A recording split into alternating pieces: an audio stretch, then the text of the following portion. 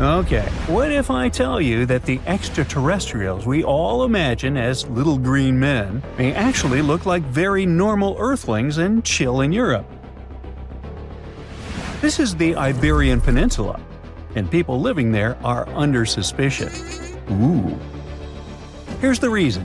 Somehow, parts of the most important artifacts that the Iberian civilization called Treasure of Valena are made of metal that simply can't be found on Earth, because it's metal from a meteorite. Now let's tackle this step by step. This is the artifact itself, and it's composed of 59 different objects. Bowls, bottles, and bracelets. Is there a pattern there with all those bees? In total, the find weighs around 20 pounds, of which 18 pounds are 23.5 karat gold. Now, if you're not a metal specialist, I'll clarify it for you right away. For comparison, 23 karat gold is 95.8% pure gold, so 23.5 karat is even purer. The remaining percentage goes to other metals to help add strength and durability to the precious alloy. There was also silver, iron, and amber in that set. The artifact could have been pretty straightforward, but for these two, let's call them imposters. Look at this wrought iron bracelet and this hollow hemisphere. Can you see that? Those rusty lines on the hemisphere and the overall weird color of the bracelet do stand out, since everything else is made of purest gold. This all started back in 1963, when a researcher noticed a dark leaden metal among the shiny bowls and bottles. The metal was shiny in some areas and covered with a ferrous-looking oxide that was mostly cracked. Now, just so you understand, gold does not usually act this way. Gold is one of the least reactive of all metals, so it won't even tarnish, let alone rust. To figure out where this suspicious iron came from, researchers turned to mass spectrometry, which checks out the mass-to-charge ratio of molecules. Their findings showed that the nickel in the iron is similar to that found in meteoritic iron. Simply put, the bracelet and the hemisphere are of extraterrestrial origin. Ooh. Now, the exact age of the trove is hard to determine, yet it's crucial. We need to know the exact age to see if it coincides with the start of the Iron Age in the Iberian Peninsula. If it does, then no further questions here. But if it doesn't, well, it's, at the very least, weird, if not suspicious. So there's this three-age system. It comprises the Stone Age, then the Bronze Age, and then the Iron Age. The Stone Age is of no importance here, so let's compare the Bronze and the Iron Ages. The Bronze Age began when it was realized that combining copper and tin produced a material that was more durable than either metal alone. This era was all about major upgrades in tools and weapons, but two standout inventions were writing systems and the wheel. Then came the Iron Age. This time was all about slowly bringing iron into everyday life. Iron was way easier to shape into cool designs than bronze. Now this was a big deal, because iron, especially transformed into steel, provided significant improvements in all aspects of life. Tools became lighter, cheaper, and stronger compared to their bronze equivalents. You get it? Good. So researchers have long debated whether the treasure dates back to the post-Archaic era or the latter part of the Bronze Age. The most recent study claims that those artifacts were created in 1400 to 1200 BCE, and something really doesn't add up. First off, the Iron Age began around 500 years after these artifacts were crafted. Plus, ancient craftsmen couldn't know back then how to work with metals that landed on Earth approximately 1 million years ago. And while the dates are really hard to explain, there is a logical explanation for the craftsmanship. The theory here is that those metal workers simply had access to the fallen meteorite, and thus, they could study it well and discover its properties before using it for decorative purposes. They could have figured it out through trial and error, and once they knew exactly how to work with this extraterrestrial metal, they proceeded to adorn the artifacts with it. Plus, there were the Phoenicians, who contributed to their craftsmanship. Now, it's true that the Iberian people have been processing metal and making pottery long before the Phoenicians settled on the peninsula. But the arrival of new metalworking techniques and the introduction of the potter's wheel enabled them to produce better quality goods much faster than before. So, we figured out the extraterrestrial origins of the Iberian artifacts. But guess what? This area is still under suspicion. The reason for that is the language they spoke. You see, for most modern languages people use today, there will always be some proto-language. Say for Italian, Spanish, and French, it's Latin, hence their similarities. But wait, Iberian was largely spoken where modern Spain is. So why isn't Spanish similar to it? Well, the truth is, no language today is similar to the Iberian. Maybe only the Basque language, but it's because of some similarities found in their numerical systems. Basque is classified as a language isolate, or simply unrelated to any other known languages, and the only language isolate in Europe. The Iberian language is unclassified. While the scripts written in it have been deciphered to various extents, the language itself remains largely unknown. And look at the alphabet the Iberians had. Looks like it doesn't really belong to our planet. But hold up, this one might be a bit of a stretch. When the Phoenicians came to the peninsula, they brought along their alphabet to the Iberians. But honestly, the Iberians probably weren't keen on just copying someone else's writing system, so they tweaked it until it looked completely different. Let's just say they took some inspiration and ran with it. While linguists can guess to some extent how most characters sounded, actually translating the language is still completely impossible. The Iberian language was non-Indo-European and faded away over 2,000 years ago. And there aren't any similar languages left to help us out. Super frustrating, right? Yeah. We got over 2,000 Iberian inscriptions from tombs, coins, potteries, lead plates, and even cave wall carvings. But aside from a handful of words, we're totally in the dark about what they mean. Now, if we could understand their language, we might have learned that they were great thinkers and all, but we can only contemplate the works of art they left. Iberian culture has a lot of amazing stuff made by talented artisans.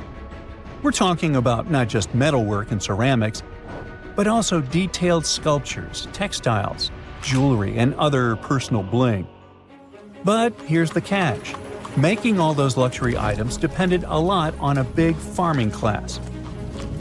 At the heart of Iberian society, most folks were involved in farming and taking care of livestock. Depending on where you were, the types of farming varied. For example, up in the north, they were all about growing grains, while down in Valencia, they focused on producing olive oil and other agricultural aspects. In the west, raising animals was the name of the game. Still, we don't have much information about the day-to-day lives of the many people doing this essential work. Yet, on the flip side, we know a lot about the upper class of Iberian society, who control these agricultural resources and hire the artisans. By the 7th century BCE, we start to see a group of Iberian princes who were living the good life, trading with the Phoenicians and enjoying fancy luxury items. You can spot this elite class in their burial practices. Cremation was the go-to method for funerals among the Iberians, and wealthy individuals were often found in cemeteries with all sorts of lavish goods and funerary sculptures that give us a peek into the fashion and hairstyles of the rich. Interestingly, starting in the 6th century BCE, there was a noticeable drop in the number of recognizable burials, which suggests that these elaborate funeral customs became more exclusive to a small elite. Meanwhile, the fate of the majority, farmers, artisans, soldiers, and laborers, who made up a big chunk of the population, remains a bit of a mystery. It used to be a pretty advanced civilization, but it vanished without a trace. Researchers think it could have been due to some massive earthquake, but so far, we don't know for sure. There you are, trekking across a desert on foot. It's hot, you're terribly thirsty, and now you gotta walk around this stupid wall. Wait, a wall in the middle of a sandy, lifeless nowhere? Exactly, a wall in the northern Saudi desert. Archaeologists have just made a super exciting discovery, and what they found was not just a single wall. No, it was a whole ancient walled city that might date back to 2400 BCE. They think this place was home to around 500 people and could have been used for 1,000 years. This discovery is groundbreaking. It means that the area could have been way more advanced than anyone expected. The city was well organized, with different zones for living, towers and strong walls for protection, and different sections for all kinds of daily life. This ancient city, now called Al-Natab, was basically an oasis town, and it's great since it can give us a peek into what life might have been like in this desert thousands of years ago. Apparently, they had clearly separated areas, like residential sections, a cemetery, farmland, and even a town center. This oasis city, found in the Khaybar area, is the first big organized settlement from the 2nd or 3rd millennium BCE that researchers have uncovered in northwestern Arabia. The first surveys show that this town, which covered about 6 acres, had several districts, including the residential area, the cemetery, and the legal one, with courts. The houses were set up in neat rows, all connected by small roads. Those streets kept the residential area separate from the rest of the town. Back then, most people in this region were nomadic herders, always moving around. But archaeologists have been sure that during the Bronze Age, Northwest Arabia had small walled towns and oasis centers scattered across it. These connected oasis towns were unique, offering secure places for people to live, store goods, and trade. They started showing the beginnings of urban planning, which hints that people of that time were already starting to settle down and organize communities more seriously. The research team estimated that there were about 50 homes in Al-Natab, but that number could go up to 70 as they keep digging. They think that a few hundred people lived there, and probably one of the coolest things is that some houses went up to 3 stories tall. Built on a slope near a couple of major trade routes, this city was set up in a prime spot. Now, one of the most impressive things about this place is its water supply. The oasis had springs and aquifers, which are underground water sources, and such conditions were perfect for farming. Those water sources meant residents could grow their own food, making the town self-sufficient. The outer walls probably helped control who could enter the town and get access to its resources. This settled way of life was an impressive shift from nomadic living to a more agro-pastoral lifestyle, which means a mix of farming and herding animals. Another find that supports this theory is a bunch of tools like grinding stones, mortars, and pestles discovered inside the town. People there must have ground grains and prepared food. They had a diet of cereals, meat, and milk from animals they raised themselves. These astonishing findings show that the inhabitants of the town could easily feed themselves and were surprisingly advanced for that time. Thanks to better access to Saudi Arabia in the past couple of decades, archaeologists now have a much clearer picture of what life there was like thousands of years ago. The most exciting thing is that Al-Natab might have been part of a whole network of similar fortified oasis towns spread across the region, and all of these connected sites could show us how trade routes and small settlements worked together at that time in that arid area. Now, at the same time, this recent discovery isn't the only one that has the scientific world buzzing with excitement. How about we visit Egypt and see for ourselves? After all, archaeologists have just found a stash of ancient Egyptian and Greek treasure underwater. They were exploring the lost city of Thonis Heraklion off the coast of Egypt, which sank more than 1,000 years ago. This city was legendary, and nobody even knew where it was until it was rediscovered in 2000. Now they're uncovering more and more, and on this dive, they found a pile of gold and silver treasures. Those were probably used in rituals to bless Egyptian pharaohs when they took the throne. The researchers even found an ancient Greek temple dedicated to Aphrodite and some super old Greek weapons. Frank Gaudio, the lead archaeologist, said it was astonishing that those delicate objects had survived the disaster that brought the city down. Back in its prime, Thonis Heraklion was one of the biggest port cities in the Mediterranean. It was a huge center of social life and was the main entry point for ships from Greece coming into Egypt. But tragically, due to rising waters, earthquakes, and a catastrophic tidal wave, The soil underneath the city literally turned into mush, and then the entire city sank into the Mediterranean. It was forgotten until Gaudio's team found it in 2000. Since then, they've been uncovering new parts of the city and piecing together its history little by little. If a lost underwater city doesn't seem impressive enough, we can travel to the Amazon. The discovery made there is truly mind-boggling. For centuries, people have talked about lost cities deep in the Amazon, like El Dorado, that mythical city of gold that lured Spanish explorers into the jungle. A lot of them never came back. Then, in the 1900s, a British explorer named Percy Fawcett went searching for what he called the lost city of Z, and he too disappeared. But now, finally, scientists have actually found proof that those lost cities in the Amazon were real all along. A team of scientists use a tech called LiDAR, which basically allows you to see through thick jungle from above by bouncing light beams off the ground. They flew over the jungle in Bolivia in a helicopter about 650 feet up and mapped out those hidden ancient cities. What they found were ruins of a huge urban settlement built by the Kasarabi people who lived there from 500 to 1400 CE. And it wasn't just a couple of buildings here and there. No, the LiDAR maps revealed massive urban centers, pyramids, platforms, roads, canals, and causeways, all carefully laid out. Turns out the Amazon wasn't just an untouched jungle. It was once home to big, complex cities. A scientist from the German Archaeological Institute explained that Europeans had long ignored the possibility of ancient Amazonian cities, but the LiDAR maps showed they were wrong. The new maps have revealed 26 sites, including 11 that no one even knew existed.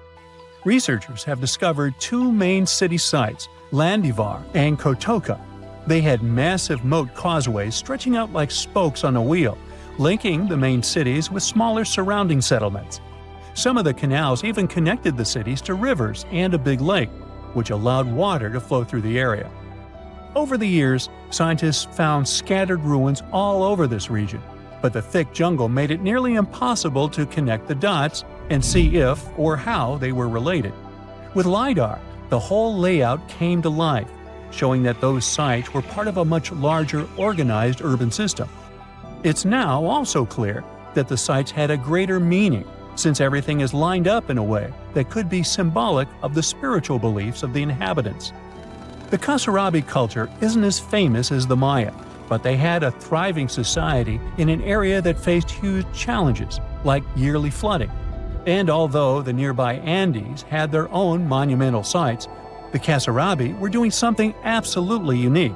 They even had reservoirs to store water, which suggests they might have been dealing with occasional droughts, which is pretty unusual for the Amazon. Actually, those terrible droughts could be why the Kasarabi eventually left their cities around 1400 CE. In 1936, British Egyptologist Walter Bryan Emery found a small object in the desert that made people debate whether it was an elaborate stone model of a flying saucer or even a hyperdrive from a spaceship that belonged to some advanced civilization that visited the Earth. Emery spent years excavating sites along the Nile River Valley, especially in the huge ancient necropolis of Saqqara. He found countless treasures from ancient Egypt, and the most bizarre one was definitely from the tomb of a high official, Sabu. Historians don't know exactly who he was for sure. Some sources say he was a king's son. His burial at Saqqara means he was an important figure in the royal court. There are no records from this early period he lived in, so Sabu's role and fate are still a mystery. Inside his tomb, scientists found 7 funerary chambers, each filled with traditional grave goods: animal bones, flint tools, pottery, ivory objects, and stone bowls. And then there was a strange, broken artifact that became famous as the Disc of Sabu. It resembles a shallow, round-bottomed bowl, but with 3 delicately carved, curved lobes spaced roughly 120 degrees apart around its perimeter. These lobes are separated by 3 holes, and at the center, there's a thin tube. The material used to build the disc is meta siltstone, or schist. This type of rock is fragile, highly porous, and super difficult to carve. It flakes easily and crumbles under pressure. So how they made the disc out of it with rather simple stone and copper tools from 3000 BCE is still a mystery. The next big question is why they decided to bury Sabu with it. Perhaps if we knew its true purpose, it would make more sense. When it was first discovered, archaeologists thought it was nothing more than a vase, an incense burner, or a ceremonial decoration. But those who took a closer look from the point of view of an engineer decided it could actually be a component of a larger mechanism. An amateur historian made an exact copy of the artifact with a 3D printer, and it turned out that the disc of Sabu was an ancient impeller, a crucial part of a centrifugal pump. When they put it in a housing and span at high speeds using the small central shaft, the disc was able to displace water. When it was tested without a housing, the disc created a powerful vortex. It became clear that the curved lobes and slightly concave shape of the disc weren't random. It was probably all engineered to move water with remarkable efficiency, like a powerful pump mechanism. Ancient Egypt's entire civilization depended on irrigation. Later dynasties perfected basin irrigation and managed to control the rise and fall of the Nile to take the most from agriculture. So, the engineers of the first dynasty may have been experimenting with advanced irrigation techniques thousands of years earlier than scientists previously thought. But then again, some people have doubts schist is strong enough to be used for a pumping mechanism. They suggest that artisans from Egypt's first dynasty were trying to recreate an even older object, using whatever tools and materials they had. It could be a stone replica of something originally made from metal, possibly belonging to a civilization far older and more advanced than ancient Egypt itself. One Swiss author takes this idea even further and proposes that the disc is a copy of a component from an extraterrestrial spaceship's hyperdrive, or stone model of a flying saucer. One French researcher believes the disc of Sabu was part of a secret massive factory system to manufacture sodium carbonate inside pyramids. Some people suggest that the disc may have been a primitive tool for weaving ropes. The lobes held strands of silk or fiber that were twisted into twine when it was spun. Or it may have been a gigantic lamp. Another historical mystery is a map from 1513 that is believed to be the oldest surviving detailed map showing the Americas. The author of the map is a Turkish captain, Piri Reis. He never crossed the ocean himself and put together this map from 20 regional maps. He used an Arab map of India, 4 Portuguese maps showing India and China, and a map of America by Christopher Columbus as he saw it. This last map was lost for many years, so Reis's map gave us an idea of what Columbus must have recorded during his third voyage to the New World. A historian who studied the map suggested that it showed Antarctica in prehistoric times because it strangely resembled Antarctica's true coastline, the way it looked when it was free of ice. But it was later proven that this idea wasn't right. Another idea that rocked the science world was Klerksdorp spheres. They were found in deposits of mineral pyrophyllite in South Africa and looked like tiny ancient cricket balls with lines around the middle. Back in the 1980s, there was a theory that some super advanced pre-flood civilization we know nothing about had made these spheres. One journalist shared stories about how they rotated on their own in a display case. There was also a TV show that invited a psychic who was telling everyone the spheres were pieces of an ancient spaceship. But according to geologists, these spheres are pretty regular spherical objects formed from different minerals than the surrounding rock. The seam-like lines on them are just imprints from the host rock's layers building up over time. The Klerksdorp spheres come in different shapes, from flattened spheres to distinct discs. As for that episode when one of these spheres spun on its own, The curator of the Klerksdorp Museum cleared that up too. He said that when he put one sphere on its glass shelf when the journalist came to visit, the sphere rotated a bit because it's round. There are some gold mining activities going on nearby, so the land where the museum stands often experiences earth tremors. In a remote part of China, there are some bizarre pipe-like formations known as the Beigon Pipes. A local explorer found them back in 1996 protruding from Mount Beigon and along the shores of Tosan Lake nearby. Some people thought they were the work of ancient guests from other planets. When scientists tested samples of the pipe material, they found out that they contained mostly common minerals, but there was a mysterious 8% of unknown stuff. Some extra tests showed that these pipes had been there before humans. Chinese geologists later visited the site and suggested that these pipes were formed naturally over time. It was probably fossilized tree roots from the area's super green past. It's still a real mystery with no clear-cut answer. While digging a trench along a river in Romania, workers found a wedge, which is now famous as the aluminum wedge of Ajud, or the object of Ajud. Right next to it, there were some mastodon bones. Those distant relatives of elephants lived 11,000 years ago. So some people concluded the wedge is of the same age. The cool part is that it's made of aluminum, but this metal wasn't discovered until the 1800s. This material requires serious heat to produce. The wedge is said to be covered in a thick layer of oxide that's been sitting there for hundreds of years. Some folks believe this wedge must have crash-landed here on a spacecraft from some other planet. Some scientists think it's all a hoax, and others suppose it might be a human-made object with an unknown purpose.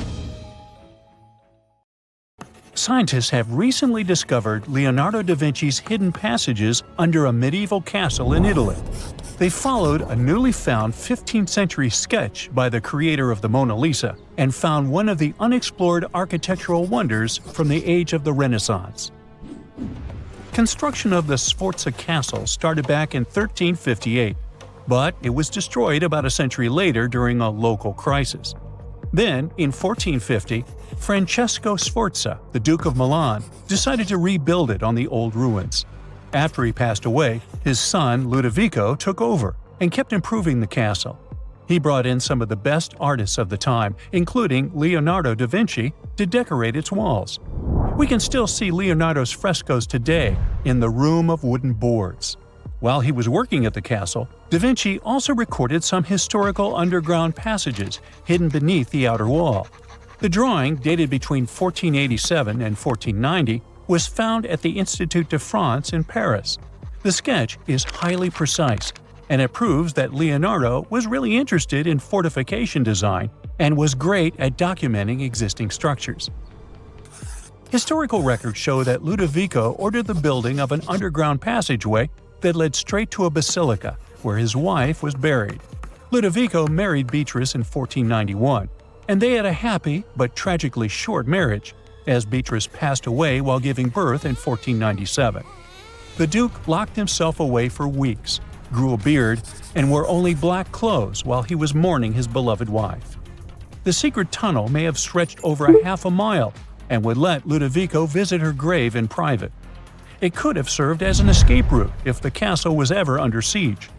The existence of the tunnels remained one of the mysteries of the Renaissance for years, as no one knew for sure they were there. But now, scientists finally uncovered the secret history. They used a combination of ground-penetrating radar and laser scanning to build up an accurate 3D model of all the structures under the castle.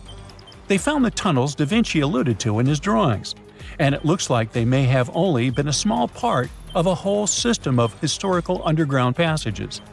The goal is to create a complete digital twin of the castle that will not only show all the preserved constructions, but also the ancient ones that are no longer visible. They also plan to add augmented reality to the virtual paths to let visitors discover Leonardo da Vinci's hidden passages. Now, we don't know if the genius actually took part in constructing the hidden passages that scientists recently discovered, But we do know about some other Leonardo da Vinci inventions. He created the first satellite-like map in 1502, long before photography or satellites were even a concept. A famous figure in Italy, Cesare Borgia, invited Leonardo to a small town called Imola, near Bologna, to create a highly detailed map for him. Back then, maps were not very precise, as no one had figured out how to show exact distances on a smaller scale. Instead, people spent a lot of time decorating them with dragons, roses, fancy castles, mountain ranges, flowers, and other artistic details. These maps look more like beautiful paintings meant to be displayed, rather than practical tools for navigation. But Cesare Borgia wanted something truly functional, and Leonardo managed to create something revolutionary in the field of cartography. If you compare satellite images of Imola today with Leonardo's map, the similarities are striking. He captured every alley, curve of the streets, roadways, and even the exact sizes of the buildings. And he did it all by hand, using just a pencil, ruler, compass, and several of his own clever inventions. To gather all the necessary data, the genius walked through the streets for weeks using a large wheel that spun as he moved, recording the distance with a cable. Using the magnetic compass, he determined precise directions. He also developed a tool called the bussola, which measured angles inside a circle. With this, he could track the exact turns of each street and the size of the intersections. He figured out the distances between houses and major roads. Then, back at home, he used his notes and calculations to draw the map to scale with incredible precision. In his work, Da Vinci also used a technique developed by Florentine humanist Leon Battista Alberti. He created a mapping method where you could place an entire city inside a circle using polar coordinates. At the center of the city, 8 straight lines met, representing the main directions of a compass. Leonardo used this system to divide the town into 8 sections. He didn't overlook even the smallest buildings, which made his map one of the most advanced of its time. The Italian genius had a big dream to build a machine that could let people fly. He studied how birds, bats, and kites moved through the air and designed a special flying machine. He believed that if he could copy their movements, humans might be able to soar like them. Da Vinci's design looked a lot like a bat, with 2 large pointed wings that stretched over 33 feet wide. He planned to build the frame from lightweight pine wood and cover it with raw silk to make it strong but not too heavy. The person flying it would lie on their stomach on a wooden board in the center. To make the wings flap, the pilot had to pedal a crank with their feet, which was connected to a system of rods and pulleys. There was also a hand crank for extra power and even a headpiece to help steer. As the person moved their hands and feet, the wings would flap and twist, just like a bird's. But there was one big problem. Humans aren't strong enough to make the machine lift off the ground. Even though it might have worked once in the air, there was no way for a person to get it flying on their own. Leonardo probably realized this, but his amazing idea still inspired flying machines that came centuries later.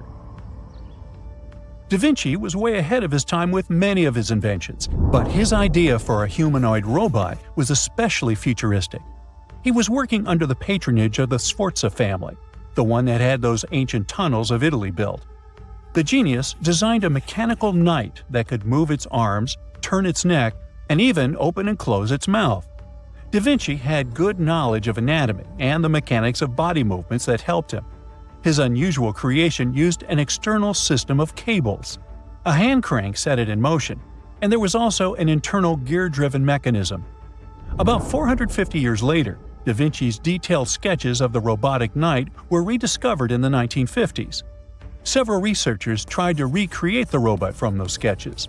In 2002, a roboticist who developed systems for NASA and Lockheed Martin took inspiration from the old notes and built a functioning model of Da Vinci's robotic knight. Another design Leonardo created for Duke Sforza was a special kind of bridge that could be taken apart and carried easily. It was made for defense forces who needed to cross rivers or moats while traveling. This bridge would swing across the water and land on the other side. It had wheels and used a rope and pulley system, so it could be set up quickly and packed away just as fast. To keep it steady, it even had a special weight to help balance it. Leonardo wrote in his notes that the bridge was light yet strong, and he designed several bridges like this for the Duke. One of his other designs was a bridge that could be built very quickly, and the defense forces would move across multiple rivers. As scientists continue to study Leonardo da Vinci's hidden passages, they reveal new chapters in human history. Who knows what other unexplored architectural structures they will find? They say this place is swarming with money. It's been stored there for centuries, but no one managed to take it away from this island. Treasure hunters have been bewitched with this place since 1795. Many people have tried their luck looking for the treasure that could be hidden there by the Spanish pirates or even by the Knights Templar. But today, it's impossible to get there, as it's a private place, so all you can do is book an ocean tour around this island. Otherwise, you can take a peek at it in a TV reality show starring the Legina brothers, Rick and Marty, who are a team of enthusiasts looking for the treasures of Oak Island in Nova Scotia, Canada. Yeah, seems like there's no place where TV producers can't get to. One of the most famous discoveries out there was the so-called Money Pit. Despite the promising name, it wasn't full of money. Now we have to jump to 200 years ago. The Money Pit was first found by a 16-year-old kid in 1795. One day, Daniel McGinnis went fishing at Oak Island. He saw a tree there. Unsurprisingly, it was an oak, and it had weird markings. They didn't seem to be natural, so Daniel decided to check the area. He then saw a sunken patch of ground and started digging immediately. His two friends helped him out, but instead of treasures, the guys only found logs placed underground at regular intervals. It looked like a place where someone could hide money or jewels, but nothing precious was found. However, there was something curious down that pit. Someone found a granite stone there, and it had an engraved inscription on it. There were many attempts to decode it, but most of them ended up in failure. There's one translation though, and it says, 40 feet below, 2 million pounds are buried. Yeah, McGinnis and his friends should have dug harder. The next fun thing about the Money Pit is the coconut fiber found down there. They say that large amounts of this fiber were found at a depth of 60 feet. It may not surprise you, but I have to remind you of one thing. Oak Island is in Nova Scotia, Canada. Coconut trees do not grow there. The nearest one is about 1,500 miles from Nova Scotia, which makes it obvious that someone brought this fiber purposefully. Researchers came up with an idea that coconut fiber could have been used to make ropes and lower all the treasures down the pit. Next up, we have not one, but two mysteries.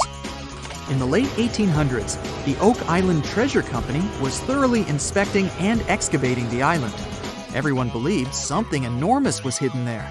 These guys managed to drill 153 feet underground. That's like 15 stop signs stacked one on top of the other. You might have guessed that they didn't find pounds of gold and diamonds, but they found a manuscript. There's a theory claiming that it's one of Shakespeare's lost manuscripts. Some scientists believe that it was hidden there by the writer and scientist Francis Bacon, the true author of Shakespeare's works. Yeah, rumor has it was Francis and not William who wrote all the plays and sonnets. But there's no proof it was really so. The Money Pit may be the most popular shaft on Oak Island, but it's not the only one, and it's not the first. Before the Money Pit discovery, treasure hunters were drilling at Smith's Cove. While damming there, they found a wooden piece. It was a U-shaped formation that had Roman numerals. After a more thorough inspection, the specialists realized it was supposedly dated to 1769. The Money Pit was discovered 26 years later. This fact created many speculations that this structure might have been part of the real shaft with treasures everyone was looking for. Now, look at this Templar coin. It wasn't the first discovery on the island, but it was crucial in some way. Even if it may not sound like a big deal today, in medieval times, those coins would amass an insane amount of wealth. They were typically stored in European fortresses. For the treasure hunters, this coin was a sure sign there was more to be found on the island. The logic is simple. If there's one coin of that kind, there must be something else. And they were right. It wasn't the only Templar discovery. On the southwest shore of the island, a crossbow bolt was found. Experts say it dates back to the 13th century. But, once again, that wasn't something the treasure hunters were after. Some more coins were found on the island. Rick and Marty Legina retrieved this precious piece from a swamp. The coin is made of copper, and this time, it originated from Spain. When it was found, the Legina brothers could only see the number 8 engraved on it. But later on, some experts studied this coin and claimed it was made sometime around the 17th century. They managed to clean it well and saw the date 1652 engraved on the back of this coin. There's a theory stating that Spanish explorers found some treasure but hid it instead of taking it to the king. So maybe this coin just dropped out of the chest full of coins and jewels and is part of the treasure everyone was after. Or someone could have accidentally lost it while looking for the treasure. Who knows? One more famous treasure hunter is Gary Drayton. Gary and his team, together with Rick Legina, came across 2 coins while metal detecting the island. Those were 17th century King Charles II Britannia coins. One of them had a very clear inscription on it, stating that the coin was minted back in 1771. Another swamp treasure of possibly Spanish origin is also here. This time, it's a silver ring. A specialist studied it closely and reported that it had been repaired twice. The ring was once made bigger, and it was also made smaller once. It's decorated with a floral design, which was popular in Europe in the 1730s. Among all the other curious things, Rick and Marty Legina found a silver button at Isaac Point. The button's pretty old. It supposedly dates back to the middle of the 18th century, and the notorious money pit was discovered later. This is why it wasn't a big deal of a find. It could simply belong to some farmer peacefully raising livestock on the island. There's no official record of any chest full of gems and coins found on Oak Island, but enthusiasts did find some jewels there. First off, the team found a brooch with a magnificent red gem. They mistakenly thought it was a ruby, but a professional gemologist stated it was a garnet. The piece was made of silver, and it's pretty old. Experts believe it was made around the 15 or 1600s. Another brooch they found didn't have any gems on it, but it had an intricate design. It's a brooch with a leaf design and an ornate rope. There are 13 branches of the leaf, which instantly created more mystery to the whole treasure hunting. First off, there's a carving with a 13-branched tree on a rock on the north shore of this island. What's more, many people believe that the number 13 is important to the Knights Templar. The enthusiasts also found a brooch not far away from the place where Daniel McGinnis, the guy who found the money pit, lived. The brooch was shown to a professional gemologist, Charles Luton Brain. He had to break it to the team that there were no gems adorning this piece of jewelry. In fact, the stone that seemed to be a gem was just a piece of glass. It was processed using a special technique though, so it was leaded glass. The enthusiasts decided to study the brooch even more and found out that part of the brooch was made of gold. The specialists claim that the brooch dates back to the 14th century. Was it the treasure everyone was looking for? That's it for today. So hey, if you pacified your curiosity, then give the video a like and share it with your friends. Or if you want more, just click on these videos and stay on the bright side.